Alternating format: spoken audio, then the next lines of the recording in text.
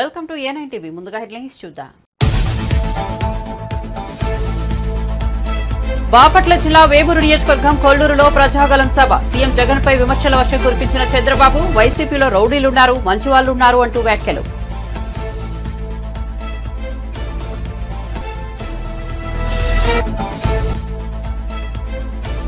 Revanth Reddy mic పట్టుకుంటే పూనకం వచ్చి ఏది పడితే అది మాట్లాడతాడన్న కేటీఆర్. ఎన్నికల సమయంలో కాంగ్రెస్ అరచేతిలో వైకుంఠం చూపించిందని ప్రజలు ఇప్పుడిప్పుడే వాస్తవాలు తెలుసుకుంటున్నారని వ్యాఖ్య.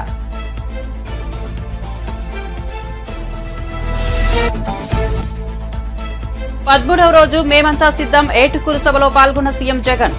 జగన్ను ఓటు వేయడం అంటే మంచిది కొనసాగించడమేనని పిలుపు.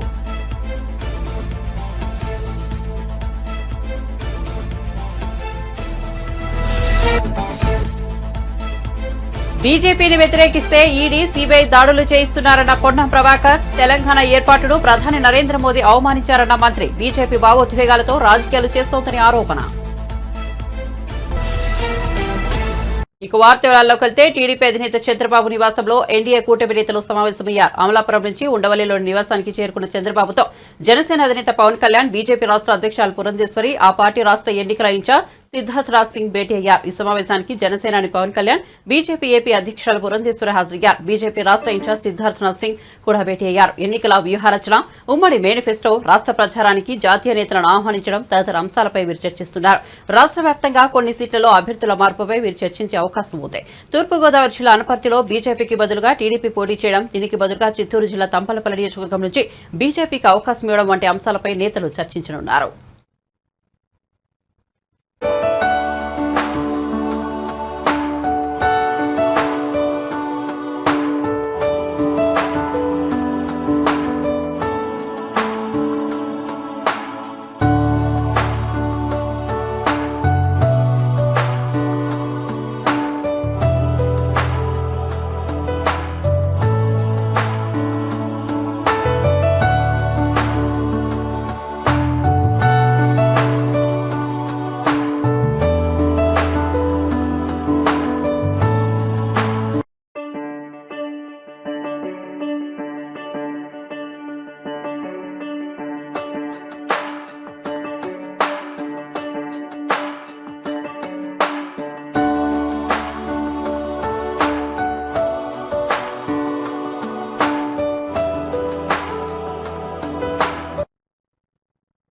గతంలో ఏ ప్రభుత్వం చేయనంత అభివృద్ధి వైఎస్ఆర్సీపీ ప్రభుత్వం చేసిందన్నారు ముఖ్యమంత్రి వైఎస్ జగన్మోహన్ రెడ్డి. ఏకంగా 2,70,000 కోట్ల రూపాయలు నేరుగా ప్రజల అకౌంట్లో వేశామని తెలిపారు. లంచాలు, వివక్ష లేకుండా సంక్షేమం అందించామని పేర్కొన్నారు. 130 సార్లు బటన్ నొక్కి నేరుగా పేదల ఖాతాలో డబ్బు జమ చేశామన్నారు. ప్రజలు 2 సార్లు బటన్ నొక్కి వచ్చే ఎన్నికల్లో వైఎస్ఆర్సీపీని గెలిపించాలని కోరారు. వైఎస్ఆర్సీపీ అధ్యక్షుడు సీఎం వైఎస్ జగన్ చేపట్టిన మేమంతా సిద్ధం బస్సు యాత్ర 13వ రోజు గుంటూరు జిల్లాలో సాగుతోంది. ఏటుకూరు బైపాస్ వద్ద ఏర్పాటు చేసిన భారీ బహిరంగ సీఎం వైఎస్ జగన్ ప్రసంగించారు. గుంటూరులో మరో ప్రపంచం కనిపిస్తోందన్నారు. ఈ మహాజన సముద్రం చరిత్రలో ఎప్పటికీ నిలిచిపోతుందని తెలిపారు. మేనిఫెస్టోను పవిత్ర గ్రంథంగా భావిస్తూ 99% హామీలు అమలు చేశామని చెప్పారు. మనకు తెలియదు, కానీ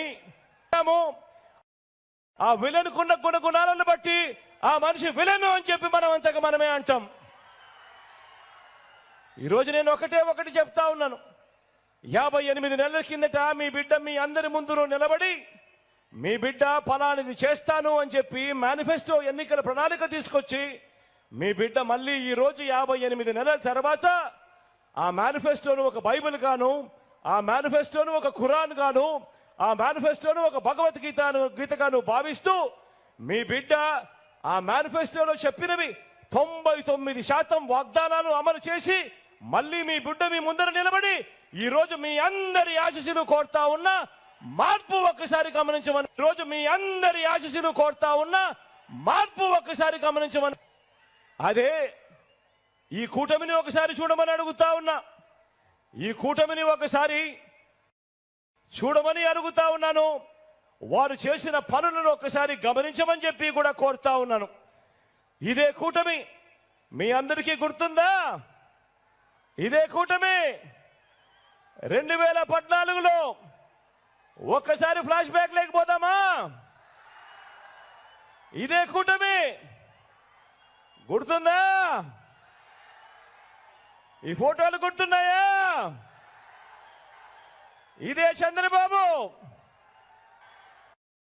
ఇదే ఢిల్లీ నుంచి వాళ్ళు తెచ్చుకున్న మోడీ గారు. 2014లో ఇదే మేనిఫెస్టో అని చెప్పి రంగురంగుల కాగితాలతో, రంగురంగుల ఆశలతో, ప్రజల జీవితాలతో చెలగాటాలాడుతూ వీళ్ళు ఇదే మేనిఫెస్టోలోని ముఖ్యమైన అంశాలు అని చెబుతూ ఇదే చంద్రబాబు నాయుడు గారు సంతకం పెట్టి ఇదే మోడీ గారి ఫోటోతోనూ, ఇదే దత్తపుత్రుడి గారి ఫోటోతోనూ ప్రతి ఇంటికి ఇదే పాంఫ్లెట్ పంపించి ఈ పాంఫ్లెట్ లో ముఖ్యమైన అంశాలు ఎక్కడ మీరు మర్చిపోతారేమో అని ఈ పెద్ద మనిషి చంద్రబాబు నాయుడు గారు అప్పట్లో టీవీలలో, పేపర్లలో ఊదరగొట్టారు అడ్వర్టైజ్మెంట్లతో. ఇదే ఈనాడులోను, ఇదే ఆంధ్రజ్యోతిలోను, ఇదే TV5లోను ఇదే వీళ్ళందరూ కూడా ఊదరగొడుతూ చెప్పిన మాటలు ఒక్కసారి గుర్తుకు తెచ్చుకుందామా? 2014లో వీళ్ళు ఏం చెప్పారో, ఏం చేశారో అన్నది ఒక్కసారి ఫ్లాష్ బ్యాక్ లేకపోదామా?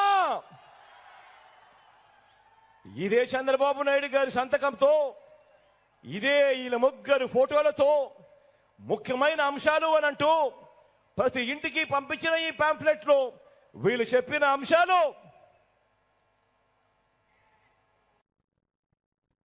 ముఖ్యమంత్రి రేవంత్ రెడ్డిపై బీఆర్ఎస్ వర్కింగ్ ప్రెసిడెంట్ కేటీఆర్ తీవ్ర విమర్శలు గుప్పించారు. ఆయన మైక్ వీడాడంటూ ఎద్దేవా చేశారు. మైక్ పట్టుకుంటే చాలు పూనకం వచ్చి ఏది పడితే అది మాట్లాడుతున్నారన్నారు. భువనగిరి పార్లమెంట్ విస్తృత స్థాయి సమావేశంలో కేటీఆర్ మాట్లాడుతూ కాంగ్రెస్, బీజేపీ వారికి భయపడేదే లేదన్నారు. ఎన్నికల సమయంలో కాంగ్రెస్ ఎన్నో హామీలు ఇచ్చిందని అరచేతిలో వైకుంఠం చూపించారన్నారు. కానీ ప్రజలు ఇప్పుడిప్పుడే వాస్తవాలు తెలుసుకుంటున్నారని వ్యాఖ్యానించారు. రెడ్డి గారి సంగతి నాకంటే బాగా మీకే తెలుసు. మైకు వీరుడు ఆయన. మైకు మాత్రం పట్టుకుంటే పూనకం వస్తుంది, ఏది పడుతుంది మాట్లాడతాడు. ఇప్పుడిప్పుడే ప్రజలకు వాస్తవాలు తెలుస్తున్నాయి. అరిచేతిలో వైకుంఠం చూపెట్టిండు, అరిచేతిలో వైకుంఠం చూపెట్టిండు. ఏమన్నాడు? రేవంత్ రెడ్డి అంటేనే రియల్ ఎస్టేట్ అంటేనే రేవంత్ రెడ్డి అన్నాడు. అన్నాడా లేదా? మరి వాళ్ళు ఏమైంది? రియల్ ఎస్టేట్ పరిస్థితి ఇబ్రాహీంపట్నంలో, రంగారెడ్డి జిల్లాలో బాగుందా? మార్పు బాగుందా? మరి ఆలోచన చేయాలి. అందుకే ఇప్పుడు మనమేమో ఎంతసేపు ఏం ఆలోచన చేసినాం? 10 ఏళ్ళ అధికారంలో ఉంటే ఈ రాజకీయ పంచాయతీలొద్దు, కక్షలొద్దు, కేసులు పెట్టుడొద్దు, లంగ పనులు చేయొద్దు, మనం కూడా పార్టీల పరంగా భేదభావం చూపెట్టొద్దు, అందరు మనోళ్ళు అనుకుని పనిచేయాలి, అందరు మనోళ్ళని మందుకుపోయినాం. ఒక ఫాక్స్కాన్ తెచ్చుకోవాలి, దాంతో మంచి జరగాలి. నేను కిషన్ రెడ్డి అని ఎంబడబడి, అన్నా జర ల్యాండ్ ఇయ్యే, జల్దీ ఇయ్యే అని చెప్పి ఆయన ఎంబడబడి ఫాక్స్కాన్ తెప్పించినాం. ఇవాళ ఏప్రిల్, మేలో చాలు కావాల్సిన ప్రాజెక్ట్ మరి ఉన్నదో ఎవడని ఎత్తుకపోయిండో నేనైతే చూడలే. ఈ మధ్యన 4 నెలలు జర ఎవరన్నా పంపి అన్న, జర పంపించి 4 ఫోటోలు తీపిచ్చి ఇప్పుడే బంటికి చెప్పిన, అరే తమ్మి జర ఏమైందో చూడరా ఆడ ఫోటోలు తెప్పి అని చెప్పిన. కలెక్టరేట్ ఇక్కడనే కట్టుకున్నాం మీ నియోజకవర్గంలో, రంగారెడ్డి జిల్లా కలెక్టరేట్. ఇలా మీ ఇబ్రాహీంపట్నానికి తెచ్చిన ఘనత కూడా మీ కిషన్ రెడ్డి గారికి దక్కుతుందనే మాట కూడా నేను విజ్ఞప్తి చేస్తా ఉన్నా. కలెక్టరేట్ తెచ్చుకున్నాం, ఫాక్స్కాన్ తెచ్చుకున్నాం. ఫాక్స్కానే కాదు, ఒక మైసూర్ కంపెనీ కేన్సన్ వాళ్ళని కూడా 3,500 కోట్ల పెట్టుబడి పెట్టేందుకు అక్టోబర్లో ఒక కాలు ఎలక్షన్లు ఉన్నప్పటికీ మాకు ఫాక్స్కాన్ పక్కకే జాగా కావాలంటే వాళ్ళని కూడా రప్పించి ఇక్కడ పెట్టిపించినాం. మొన్న బాధాకరమైన విషయం ఏంటంటే, మొన్న వార్త వచ్చింది 15 రోజుల కింద, వాళ్ళకి మేము పోతున్నాం, గుజరాత్ పోతున్నాం, కొత్త ప్రభుత్వం వచ్చింది, వీళ్ళు చక్కగా లేరు, మేము పోతున్నామని చెప్పి మనం జాగా ఇచ్చినా, జమీన్ ఇచ్చినా కూడా వాళ్ళు వెళ్ళిపోయింది. అట్లా ఇంకెవరో పోతుండ్రో ఇక ఈ 4 నెలలు నేను పట్టించుకుంటలేను, నాకు తెలియదు. కానీ చాలా మంది పారిపోయే పరిస్థితి ఉన్నది. రియల్ ఎస్టేట్ పడ్డది అని మీరు అంటున్నారు. ఎందుకు పడుతుంది రియల్ ఎస్టేట్? ప్రభుత్వానికి తెలివి లేకపోతే, ప్రభుత్వానికి ఆలోచన లేకపోతే, అవగాహన లేకపోతే పడుతుంది. మనము మీ ఇబ్రాహీంపట్నం నియోజకవర్గంలో పక్కనే ఉండే మహేశ్వరం నియోజకవర్గంలో ప్రపంచంలోనే అతిపెద్దదైన ఫార్మాసిటీ పెట్టాలని చెప్పి రైతులకు సరైన నష్టపరిహారం ఇచ్చి సాధ్యమైనంత కాడికి బుదిరకిచ్చి వాళ్ళని బతిమిలాడి మొత్తానికి ఫార్మాసిటీ కోసం భూమి సేకరణ చేసినాం. మొత్తం పంచభాక్ష పరమాణాలు కదా వడ్డించి పెట్టినట్టు వడ్డిచ్చిన ఇస్తారు వాళ్ళ ముంగడ పెట్టినాం. వాళ్ళకు తినుడు కూడా శాతమైతే లేదు కాంగ్రెస్ వాళ్ళు. మొత్తం తయారు చేసి పెడితే అనుమతులన్నీ తీసి పెట్టినాం, మొత్తం టెండర్లు అన్ని చేసి పెట్టినాం. వాళ్ళు చేయవలసిందే ఒకటి కంపెనీలు కూడా తయారున్నాయి తీసుకుంటేందుకు. ఆ కంపెనీలకు జాగిచ్చి అక్కడ బ్రహ్మాండంగా లక్షల మందికి కొలువులు తెచ్చే ఒక కల్పతరువు లాంటి ప్రాజెక్టు ఫార్మాసిటీ. దాన్ని కూడా కనీసం నడుపుకునే తెలివి లేని సన్నాసులు ఈ కాంగ్రెస్ నాయకులు. ఎప్పుడు వస్తుంది రియల్ ఎస్టేట్? అక్కడ కంపెనీలు వస్తే, అక్కడ ఫ్యాక్టరీలు వస్తే. వరంగల్ లోక్సభ నియోజకవర్గ బీఆర్ఎస్ అభ్యర్థిని పార్టీ అధినేత కేసీఆర్ ప్రకటించారు. మారేపల్లి సుధీర్ కుమార్ పేరును కేసీఆర్ ప్రకటించారు. సుధీర్ కుమార్ ప్రస్తుతం హన్మకొండ జడ్పీ చైర్మన్ గా ఉన్నారు. వరంగల్ లోక్సభ నియోజకవర్గ నాయకులతో సుదీర్ఘ భేటీ అనంతరం కేసీఆర్ అధికారికంగా ప్రకటించారు. వరంగల్ లోక్సభ సీటును డాక్టర్ రాజయ్యను ఇస్తారనే ప్రచారం సాగింది. ఆయనకు కేసీఆర్ నుంచి పిలుపు కూడా వచ్చింది. కానీ నాయకులతో చర్చించిన అనంతరం కేసీఆర్ సుధీర్ కుమార్ పేరును ప్రకటించారు. వరంగల్ లోక్సభ నియోజకవర్గం జిల్లా నేతలతో కేసీఆర్ తన ఫామ్ హౌస్ లో సమావేశమయ్యారు. ఈ సమావేశానికి మాజీ మంత్రి ఎర్రబెల్లి దయాకర్ రావు, జనగామ ఎమ్మెల్యే పల్లా రాజేశ్వరరెడ్డి, మాజీ ఎమ్మెల్యే తాటికొండ రాజయ్య తదితరులు హాజరయ్యారు. అసెంబ్లీ ఫలితాల తర్వాత రాజయ్య బీఆర్ఎస్ పార్టీకి రాజీనామా చేశారు. అయితే కేసీఆర్ పిలుపుతో సమావేశానికి హాజరయ్యారు. చివరి నిమిషం వరకు అభ్యర్థి ప్రకటనపై సస్పెన్స్ కొనసాగింది. రాజయ్య కూడా టికెట్పై ఆశలు పెట్టుకున్నారు.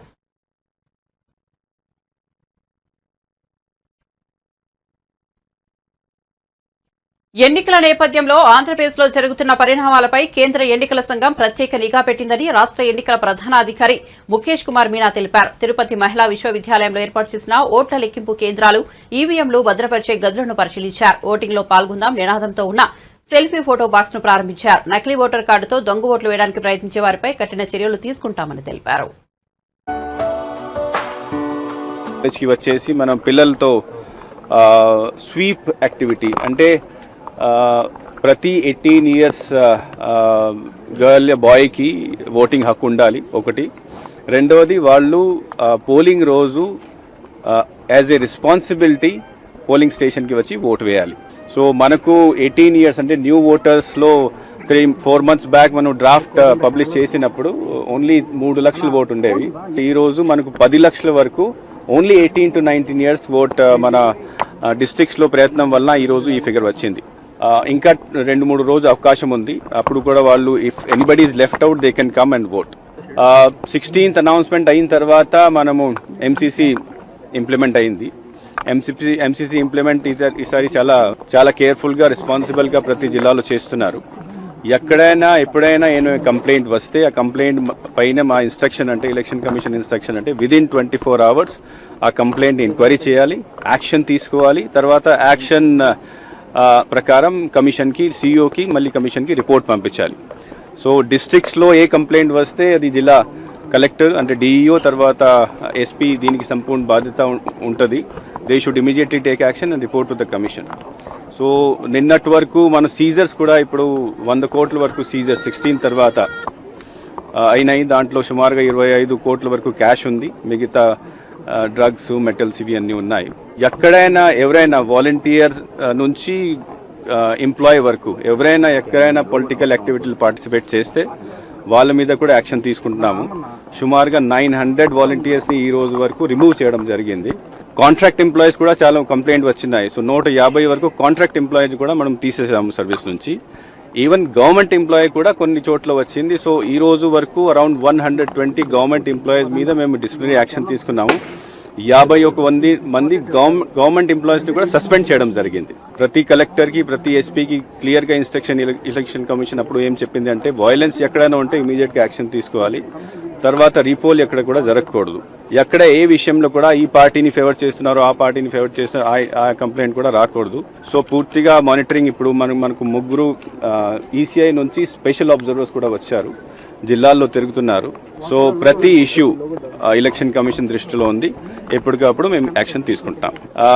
1 year నుంచి మేము కంటిన్యూస్గా ఈ దొంగ ఓట్ల మీద, తర్వాత డూప్లికేట్ ఓట్స్ మీద ఇవన్నీ స్పెషల్ ఎఫర్ట్స్ పెట్టాము. మనకు ఫైనల్ పబ్లికేషన్ 22 జనవరిని జరిగింది ఈ సంవత్సరం. దీని ముందు సుమారుగా 16 లక్షల complaints only duplicates, dead votes మీద వచ్చాయి. ఆ డూప్లికేట్స్ అన్నిటిని మేము కంప్లీట్ చేసేసి 22nd ఆల్మోస్ట్ 6 lakh ఓట్ని ఈ కేటగిరీలో తీయడం జరిగింది. 22nd జనవరిని పబ్లిష్ చేసిన తర్వాత కూడా ప్రతి వారం ప్రతి కలెక్టర్, ప్రతి ఆర్ఓ, ఆల్ రికగ్నైజ్డ్ పార్టీస్తో మీటింగ్ పెడుతున్నారు. వాళ్ళకి ఈ వారంలో ఎంతమంది ఇంక్రీజ్ అయ్యారు, ఎంతమంది డిలీట్ అయినారు, ఎంతమంది మాడిఫైడ్ డీటెయిల్స్ ఇస్తున్నారు. సో పూర్తిగా ట్రాన్స్పరెన్సీతో మేము ముందుకు వెళ్తున్నాము. ఇంకొక మాట అంటే ఇంకా కొన్ని చోట్ల ఇంకా డూప్లికేట్స్ ఓట్స్ ఉన్నాయి, అది కంప్లైంట్ వచ్చింది. దీని గురించి ఎలక్షన్ పోలింగ్ డే ఒక వారం రోజు ముందు ఓటర్ స్లిప్ పంచడం జరుగుతుంది. ఓటర్ స్లిప్ పంచిన తర్వాత మనకు absentee shifted duplicate oats list వస్తుంది. ఆ లిస్ట్ని మేము తయారు చేసి ప్రతి పోలింగ్ పార్టీకి ఇస్తాము. తర్వాత ఆ లిస్ట్ని పోలింగ్ ఏజెంట్స్తో కూడా షేర్ చేస్తాము. సో దట్ ఆ రోజు ఎవరైనా డూప్లికేట్ ఓట్ చేయడానికి లేకపోతే అబ్సెంటీ ఓట్ చేయడానికి ప్రయత్నం చేస్తే ఆయన మీద కేసు ఉంటుంది, క్రిమినల్ యాక్షన్ తీసుకోవడం జరుగుతుంది. రాముడికి లక్ష్మణుడు ఎలాగో వైఎస్ఆర్ కు వివేక అలాంటి వారేనని ఏపీ కాంగ్రెస్ అధ్యక్షులు షర్మిల అన్నారు. పులివెందులలో నిర్వహించిన ప్రచార కార్యక్రమంలో ఆమె మాట్లాడారు. వివేకాన్ని ఘోరంగా నరికి చంపేశారు. 5 ఏళ్లైనా నేటికి హత్య చేసిన వారికి శిక్ష పడలేదు. అవినాష్ రెడ్డి నిందితుడని సీబీఐ చెబుతోంది. జగన్ తన అధికారాన్ని అడ్డేసి హంతకులను కాపాడుతున్నారు. సొంత చిన్నానికి న్యాయం చేయకపోతే ఇంకెవరికి న్యాయం చేస్తారని షర్మిల ప్రశ్నించారు. రెడ్డి గారికి వివేకానంద రెడ్డి అలాగా ఏ రోజు రాజశేఖర రెడ్డి గారి మాట జవదాటని వాడు వివేకానంద రెడ్డి. ఒక రాజశేఖర రెడ్డి గారికే కాదు, మీ అందరికీ కూడా బంధువు వివేకానంద రెడ్డి గారు. 5 సంవత్సరాలు అయిపోయింది వివేకానంద రెడ్డి గారు చనిపోయి. వివేకానంద రెడ్డి గారు చనిపోలేదు, వివేకానంద రెడ్డి గారిని చంపేశారు. మరి 5 సంవత్సరాలు అయితే ఈ రోజు వరకు వివేకానంద రెడ్డి గారిని హత్య చేసిన వాళ్లకు, చేయించిన వాళ్లకు శిక్ష పడిందా? న్యాయం జరిగిందా? వివేకానంద రెడ్డి గారి రక్తం ఈ రోజు వరకు కూడా ఘోషిస్తూనే ఉంది. ఆయన ఆత్మకు ఈ రోజు వరకు కూడా శాంతి చేకూర్చలేదు. కారణం, వివేకానంద రెడ్డి గారిని హత్య చేసిన వాళ్ళు, చేయించిన వాళ్ళు యథేచ్ఛగా తిరుగుతుంటే మరి న్యాయం అన్నది ఎక్కడుంది? జరిగిందా వివేకానంద రెడ్డి బిడ్డకు న్యాయం? జరిగిందా వివేకానంద రెడ్డి భార్యకు న్యాయం? హత్య చేసిన వాళ్ళు ఒకరైతే హత్య చేయించిన వాళ్ళు ఎంపీ అవినాష్ రెడ్డి గారు అని సిబిఐ దోషిగా, నిందితుడిగా, అక్యూజ్డ్ గా సిబిఐ చేర్చింది. సిబిఐ సాక్ష్యాలు చెబుతుంది. గూగుల్ టేక్అవుట్, గూగుల్ మ్యాప్స్ లో హత్య చేసిన వాళ్ళు, హత్య చేయించిన వాళ్ళు అంతకు ముందు రోజు కలుసుకున్నారు, ఆ రోజు కలుసుకున్నారు అని గూగుల్ టేక్అవుట్ లో సాక్ష్యాలు చెబుతుంది. Call records, phone call records, హత్య చేసిన వాళ్ళు అవినాష్ రెడ్డి గారు వాళ్ళు వీరు మాట్లాడుకున్నారు అని సిబిఐ సాక్ష్యాలు బయట పెట్టింది. అంతేకాదు డబ్బులు కూడా లావాదేవీలు జరిగాయని, వీళ్ళు వాళ్ళకు అడ్వాన్స్ ఇచ్చారని, కాబట్టే హత్య చేశారని సిబిఐ అన్ని సాక్ష్యాలు బయట పెట్టింది. ఇన్ని సాక్ష్యాలున్నా, ఇన్ని ఆధారాలున్నా 5 సంవత్సరాలు అవుతున్నా ఈ రోజు ఆ పెద్ద మనిషి, మంచి మనిషి వివేకానంద రెడ్డి గారు, రాజశేఖర రెడ్డి గారు, ముఖ్యమంత్రి రాజశేఖర రెడ్డి గారి సొంత తమ్ముడి విషయంలోనే న్యాయం జరగలేదంటే ఎందుకు జరగలేదు? సాక్షాత్తు ముఖ్యమంత్రి గారు జగన్మోహన్ రెడ్డి గారు తన అధికారాన్ని అడ్డేసి ఈ రోజు హంతకులు, హంత చేయించిన వాళ్ళను కాపాడుతున్నారు. కాబట్టి ఈ రోజు వరకు కూడా రాజశేఖర రెడ్డి గారి తమ్ముడిని హత్య చేసిన వాళ్లకు శిక్ష పడలేదు. సొంత చిన్నానకే మీరు న్యాయం చేయకపోతే ఇక ఎవరికి న్యాయం చేస్తారు సార్ అని అడుగుతున్నాం. మీకు అధికారం ఇచ్చింది ఎందుకు? ప్రజలకు మేలు చేయాలని, ప్రత్యేక హోదా తీసుకొస్తారని, ఇరిగేషన్ ప్రాజెక్టులు పూర్తి చేస్తారని, రాజధాని కడతారని, కడప స్టీల్ ఫ్యాక్టరీ తెస్తారని. ప్రజలు మిమ్మల్ని నమ్మి అధికారం ఇస్తే ఆఖరికి అధికారాన్ని దేనికి వాడుకుంటున్నారు? ఒక హంతకుణ్ణి కాపాడడం కోసం. ఈ రోజు హంతకుణ్ణి కాపాడుకుంటున్నారు, హంతకుణ్ణి పక్కన పెట్టుకుని తిరుగుతున్నారు జగన్మోహన్ రెడ్డి గారు. ఈ రోజు వరకు ఒక్క రోజు కూడా జైల్లో గడపలేదు అవినాష్ రెడ్డి. తలెత్తుకొని యథేచ్ఛగా బయట తిరుగుతున్నాడు. కారణం, ముఖ్యమంత్రి అయిన జగన్మోహన్ రెడ్డి గారే అధికారాన్ని అడ్డేసి కాపాడుతున్నాడు. కాబట్టి 5 సంవత్సరాలు అధికారంలో ఉండి శిక్ష పడకుండా కాపాడటం ఒక ఎత్తైతే, ఈ రోజు మళ్ళీ అదే హంతకులకి, హత్య చేపించిన వాళ్ళకి మళ్ళీ ఎంపీ టికెట్ ఇవ్వడము ఇంకొక ఎత్తు. ఒకవైపు అవినాష్ రెడ్డి ఉన్నాడు, ఇంకోవైపు రాజశేఖర రెడ్డి బిడ్డ ఉంది. మీకు ఎంపీగా ఎవరు కావాలో మీరే తేల్చుకోండి. ఒకవైపు న్యాయం ఉంది, ఇంకోవైపు అధికారం ఉంది. ఒకవైపు ధర్మం ఉంది, ఇంకోవైపు డబ్బు ఉంది. మీరు ఏ వైపు నిలబడతారో రాజశేఖర రెడ్డి బిడ్డ మీకు ఎంపీగా కావాలో లేదో మీరే నిర్ణేతలు. రామునికి తెలంగాణలో బీజేపీకి ఓటు అడిగే హక్కు లేదని మంత్రి పొన్నం ప్రభాకర్ అన్నారు. రాష్ట్రానికి ఒక్క జాతీయ ప్రాజెక్టు అయినా ఇచ్చారా అని నిలదీశారు. బీజేపీని వ్యతిరేకిస్తే ఈడీ, సీబీఐ ద్వారా దాడులు చేస్తున్నారన్నారు. బీజేపీ, బీఆర్ఎస్ కలిసి కాంగ్రెస్ ను దెబ్బతీసేందుకు యత్నిస్తున్నాయని పొన్నం ఆరోపించారు. పార్టీ ఏ ముఖం పెట్టుకుని ఓట్లు అడుగుతుందని ప్రశ్నిస్తా ఉన్నా. ముందుగా తెలంగాణ విభజననే అవహేళన పార్లమెంటు సాక్షిగా చేసిన మీ నాయకుడు నరేంద్ర మోడీ మాట చెప్పుకొని నడుస్తారా? అసలు తెలంగాణ విభజన అనేటువంటి పదాన్ని దేశ విభజనతోటి పోల్చి దొంగదారిని ఎత్తుకపోయిందని చెప్పి అమరులను అవమానపరిచి ఇలా ఈ రాష్ట్రంలో ఒక్క విభజన హామీ కూడా అమలు చేయనటువంటి భారతీయ జనతా పార్టీ ఏ నైతికత ఉంది అని అడుగుతున్నాం. ఇలా ఇక్కడ ఓటు అడగడానికి తెలంగాణ రాష్ట్ర ప్రజల ప్రయోజనానికి మీరు సాధించింది ఏంది? మీకు ఏ ముఖం ఉంది అని అడుగుతున్నాం. ఇలా ఒక జాతీయ ప్రాజెక్ట్ ఇచ్చిండ్రా? ఒక ఇండస్ట్రీ తెచ్చిండ్రా? ఒక మెడికల్ ఒక పెద్ద ఏమైనా ఇన్స్టిట్యూట్ తీసుకొచ్చిండ్రా? ఈ రాష్ట్రంలో ఎవరికి ఇల్లు కట్టించిండ్రు? ఎంతసేపు అధికారాన్ని వినియోగించుకొని నియంతృత్వంగా ప్రభుత్వాలను పడగొట్టాలి, ప్రజాస్వామ్యాన్ని చంపాలి, భారతీయ జనతా పార్టీని వ్యతిరేకిస్తే బీజేపీ అనుబంధ సంస్థలుగా ఈడీ, ఎన్ఫోర్స్మెంట్, సిబిఐలను ఉపయోగించుకొని హరాస్మెంట్ చేయాలి తప్ప మీరు ఈ 10 సంవత్సరాల్లో సాధించింది అని అడుగుతా ఉన్నా. కిషన్ రెడ్డి గారు సికింద్రాబాద్ నియోజకవర్గానికి ఏం చేసిండ్రే? బండి సంజయ్ గారు అడిగితే అసలు మీరు చేనేత కార్మికుల గురించి మాట్లాడతారు. ఇలా చేనేత కార్మికులకు జిఎస్టీ చేయడంతో పాటుగా ఇన్సూరెన్స్ రద్దు చేసి, నేషనల్ టెక్స్టైల్కి సంబంధించినటువంటి వాటన్నిటిని రద్దు చేసి, ఇలా చేనేత కార్మికుల జీవితాలు స్వాతంత్రం వచ్చినప్పటి నుంచి అండగా ఉన్న కాంగ్రెస్ పార్టీ విధానాలన్నీ రద్దు చేసి ఇలా వాళ్ళకి అన్యాయం చేశారు. మీరు లోపాయకార ఒప్పందంతో బీఆర్ఎస్, టీఆర్ఎస్ కలిసి కాంగ్రెస్ పార్టీని దెబ్బతీసే ప్రయత్నం చేస్తుంది. ప్రాజెక్టుల నీళ్లున్నాక రైతులకు ఇయ్యొద్దు అనేంత మూర్ఖులం కాదు. కేసీఆర్ గారు, కేటీఆర్ గారు, హరీష్ రావు గారు మీ హయాంలో పడ్డ వర్షాలు, మీరు 50,000 కోట్లు 40,000 కోట్లు ఖర్చు తగినటువంటి మిషన్ కాకతీయ ఏమైంది? మరి ఎందుకు చెరువులలో నీళ్లు తాగినామా? మేము ప్రజలు తాగినరా? మీరు తాగినరా? ఏమైనా నీళ్లు? వర్షం లేదు, వర్షం బాగుంది అంటే అక్కడక్కడ ఇబ్బంది జరిగింది. దాన్ని ఎదుర్కోవడానికి మిమ్మల్ని కలిసి రమ్మంటా ఉన్నాం. భారతీయ జనతా పార్టీ కేంద్రంలో అధికారం ఉంది. మీరు ఇక్కడ 10 ఏళ్ళు, వాళ్ళక్కడ 10 ఏళ్ళు ఏం చేసారో చెప్పండి రైతులకు అని అడుగుతా ఉన్నాం. ఇలా అది జవాబు చెప్పకుండా తోడు దొంగల లెక్క ఆయన అదే మాట్లాడతారు, మీరు అదే మాట్లాడతారు. ఒక్క ఛాన్స్ అనే అధికారంలోకి వచ్చిన సీఎం జగన్ రాష్ట్రాన్ని సర్వనాశనం చేశారని టీడీపీ అధినేత చంద్రబాబు సతీమణి నారా భువనేశ్వరి అన్నారు. పల్నాడు జిల్లా బొల్లాపల్లి మండలం రేమిడిచెర్లలో నిజం గెలవాలి యాత్ర నిర్వహించారు. చంద్రబాబు అక్రమ అరెస్టుతో మనస్తాపం చెంది మృతి చెందిన హుస్సేన్ కుటుంబాన్ని ఆమె పరామర్శించారు. వైఎస్ఆర్సీపీ 5 ఏళ్ల పాలనలో రాష్ట్రంలో అభివృద్ధి శూన్యమన్నారు.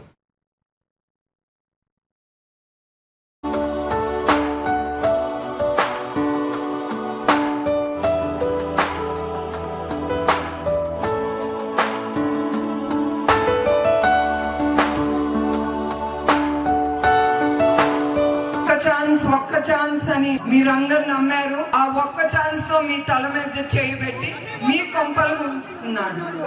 ఈసారి ఒక్క ఛాన్స్ తో ఎదురు తిరిగి మీ ఓటుతో ఆ ఒక్క ఛాన్స్ ఇవ్వకుండా ఈ రాక్షస ప్రభుత్వం దించి ప్రజల ప్రభుత్వం అనేది మీ ప్రభుత్వం, మీకోసం పోరాడే నాయకుడు కావాలి. మీకు అవసరం ఏ నాయకుడు కూడా చేయడు. 72% అప్పచేశారు పోలవరం అంటే ఎంత మనసుతో ఆయన పనిచేసి ఉంటారో ఆలోచించండి. ఈ పాటికి ఈ 5 సంవత్సరాల్లో పోలవరం అయ్యేది మన అన్నదాతలకి, ప్రజలకి నీటే అనే కొరత ఉండేది కాదు. అట్లానే ఇప్పుడు మనం రాజధాని లేని రాష్ట్రంగా తయారయ్యాం. ఆయన కనుక ఉండుంటే అమరావతి వచ్చేది. 3 రాజధాని అంది ఈ ప్రభుత్వం, ఒక్క రాజధాని కూడా తీసుకురాలేకపోయింది ఈ 5 సంవత్సరాలు. అది ఈ ప్రభుత్వం గొప్పతనం. ఒక్క పని చేయలేదు ప్రజలకి, అది మీరు గుర్తుంచుకోవాలి. అట్లానే ఆయన ఎప్పుడు ఇంకా ఏమి అభివృద్ధి చేయాలి, ప్రజల్ని ఎట్లా ముందుకు తీసుకెళ్లాలి, వాళ్ళు ఎట్లా సంతోషంగా ఉండాలనేదే ఆయన ఆలోచన.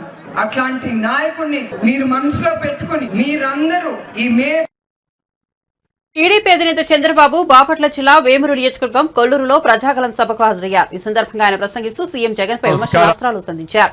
ఓటు వేసే వారిని కాటు వేసే రకం అతను అని విమర్శించారు. 5 ఏళ్ల పాటు ఈ ముఖ్యమంత్రి ఎప్పుడైనా బయటకు వచ్చాడా, ఎవరినైనా కలిశారా అని ప్రశ్నించారు. పేద ప్రజలకు తన ఇంటి తలుపులు ఎప్పుడూ తెరిచే ఉంటాయని చంద్రబాబు స్పష్టం చేశారు. కొంతమంది రౌడీలు ఉన్నారు. రౌడీలు మనకొద్దు.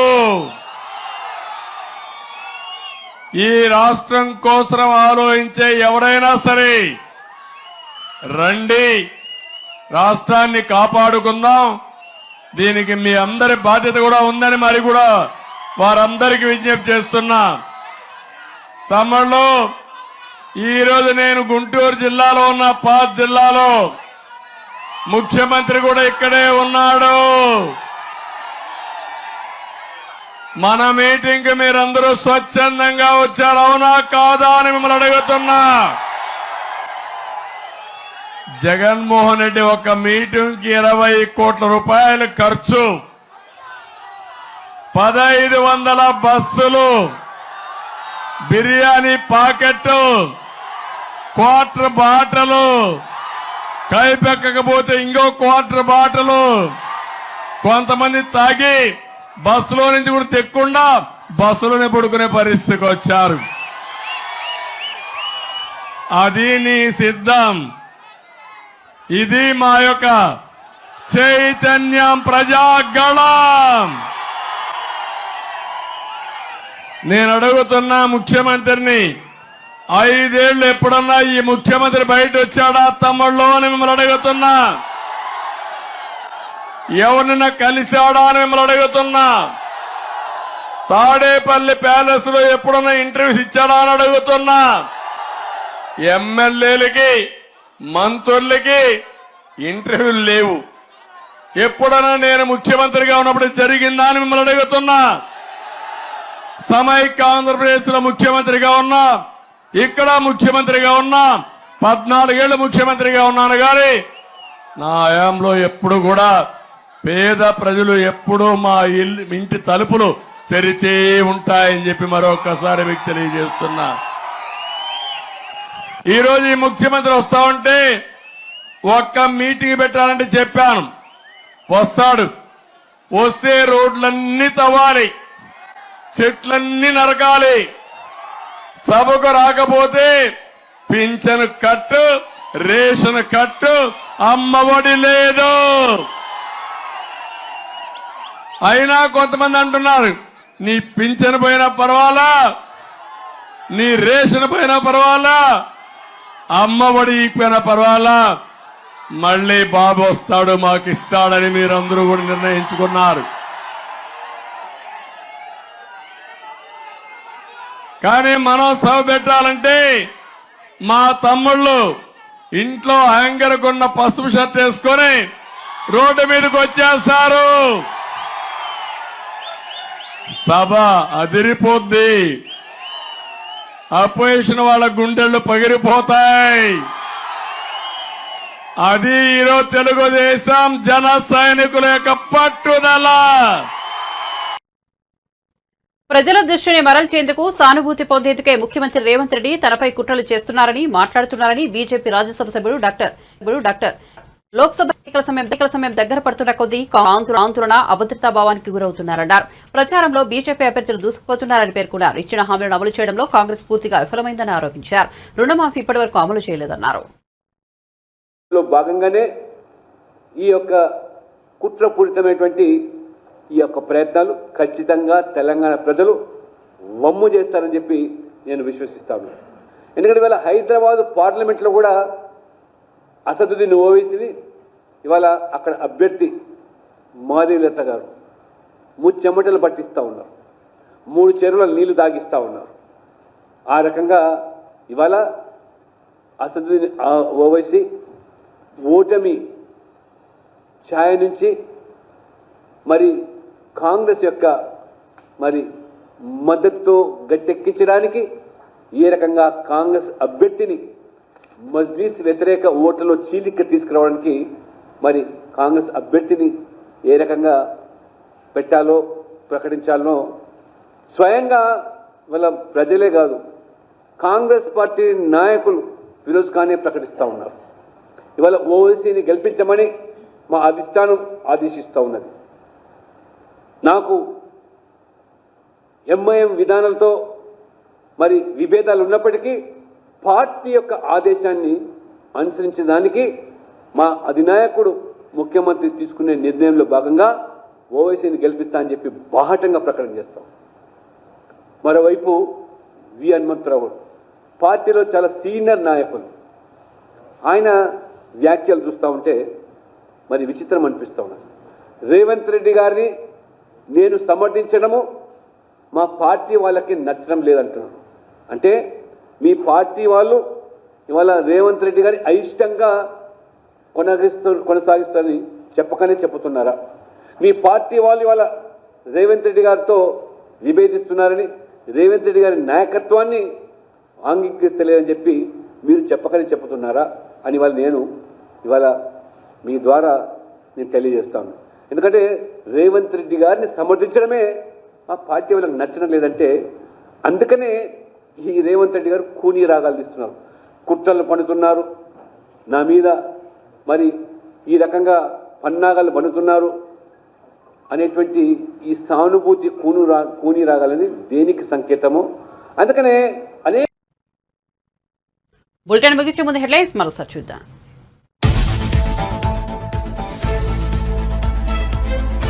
బాపట్ల జిల్లా వేమూరు నియోజకవర్గం కొల్లూరులో ప్రజాగలం సభ. సీఎం జగన్ పై విమర్శల వర్షం కురిపించిన చంద్రబాబు, వైసీపీలో రౌడీలున్నారు, మంచి వాళ్లున్నారంటూ వ్యాఖ్యలు.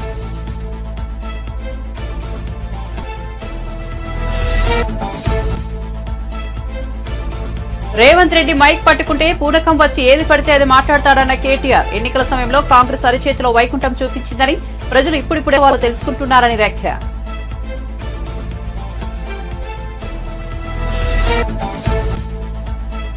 పదమూడవ రోజు మేమంతా సిద్ధం ఏటుకూరు సభలో పాల్గొన్న సీఎం జగన్. జగన్ కు ఓటు వేయడం అంటే మంచిని కొనసాగించడమేనని.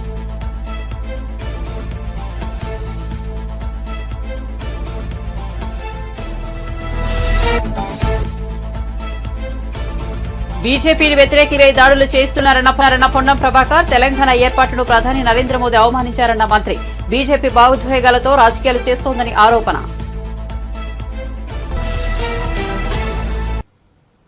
మరిన్ని అప్డేట్స్ కోసం చూస్తూనే ఉండండి A9 TV.